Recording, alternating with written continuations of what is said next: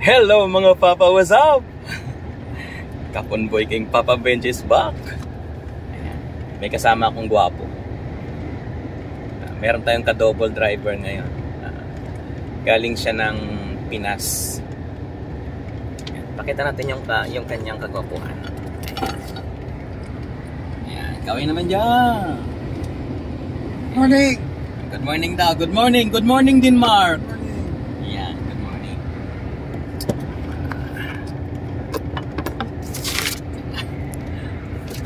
Good morning. Good morning.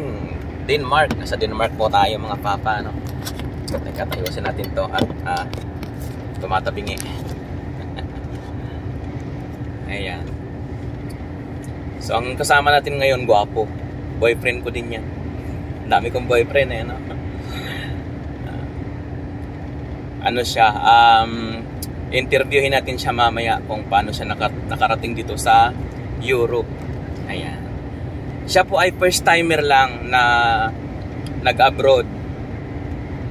First time lang siya nag-abroad, wala siyang experience sa Middle East or sa iba pang bansa.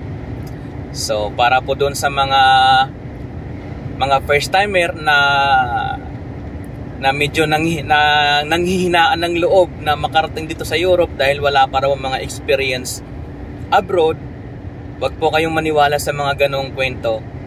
Wag po kayong maniwala doon. Dapat laksan nyo loob nyo. Yung goal ninyo, yung goal at yung pangarap ninyo para sa pamilya, yan, yun ang dapat tuparin. Gawan nyo yan ng paraan para matupad para sa pamilya ninyo. Kasi ito pong kadouble ko ngayon, ano siya, first timer siya, wala siyang experience sa kahit saang bansa pa, pero ang kagandahan sa kanya, simula nung siya ay natutong mag-drive hanggang sa siya ay makarating dito sa Europe, iisang kumpanya lang napasukan niya sa Pilipinas. Ganon siya kaluyal sa kanyang trabaho. Kaya para po doon sa mga first timer na nag-iisip na wala akong pag-asa makarating ng Europe kasi wala naman akong experience diyan sa abroad. Wala pa akong experience sa Saudi, sa Middle East o saan man, wala akong experience kaya malabo akong makarating sa Europe. Wag po ganon. Yung mga mindset, dapat lagi tayong advance. Ayan. Advance tayo lagi mag-isip. Dapat laging positive. Ayan. Wag tayong mag-isip ng negative kasi pag negative ang iisipin natin, walang mangyayari. Ganun po yun. So mamaya, interviewin natin tong partner natin. Kasi hindi ko siya pwedeng interviewin ngayon kasi nagdadrive pa siya eh. Baka ma-interrupt yung kanyang pagdadrive. Lalo yung ating weather ngayon, napakalamig. Para na tayong nasa langit. Ayan, oh. Para tayong nasa langit kasi ang kapal ng fog. Kaya mamaya na natin siya interviewin. Wag mo na ngayon kasi mamaya, baka kasi mamaya pag in-interview ko siya ngayon, tuluyan kami makarating ng langit. Baka maging ahas yung ano. Baka maging ahas yung dala namin dahil ang dala naming truck ngayon ay double trailer siya, meron siyang link. Ayan. Kaya baka magpaganong-ganon yung takbo namin at makarating talaga kami ng langit. Kaya mamaya natin siya interviewin after na yung mag-drive pag kami nakatigil na. So papakita natin sa inyo, papaliwanag niyo kung paano siya nakarating dito sa Europe. Interviewin natin siya mamaya. Okay, first timer po siya, hindi po siya malakas po ang kanyang loob. Kaya talagang desidido siyang makarating dito sa Europe kahit siya ay first timer. So yun lang po mga papa at mamaya lang papakita natin sa inyo yung kanyang pangarap. Ayan. Continue on Scarbeca Bay for 1 kilometer. Ayan, haba ng truck namin. Ayan, ganun siya kahaba. Yung driver, ang haba ng pubya. Tapos yung driver naman, yan, napupubya daw siya. Naninibago sa haba ng dinadala niya. Ayan. So, ayun na nga mga papa na. Katatapos lang namin magdiskarga. So, change driver na kami. Ako naman ngayon yung nagda-drive. Ayan, nandito kami ngayon sa malaking company dito sa Denmark. Ayan, nasa malaking company kami. Tapos itong kadouble ko masipag siya mag-paperworks. Ayan. Sipag niya mag-paperwork. Alam nyo kasi dito mga papa, no? Dito kasi sa Europe, hindi lang tayo driver. Hindi tayo basta-basta kasi. Yung mga skills natin hindi basta-basta. Hindi lang tayo driver, helper pa tayo sa sarili natin. Helper at saka of course nag-opisina tayo. Kaya kung makikita mo yung kasama natin. Ayan, napakasipag niya sa paperworks. Ayan. Siyang nag-actual niyan para mamaster niya lahat. Kaya yung mga bago dito sa Europe, lalo sa mga nagtitraining pa lang, importante ma-master nyo lalo sa mga paperworks, kung paano gumawa ng CMR, kung paano gumawa ng driver reports.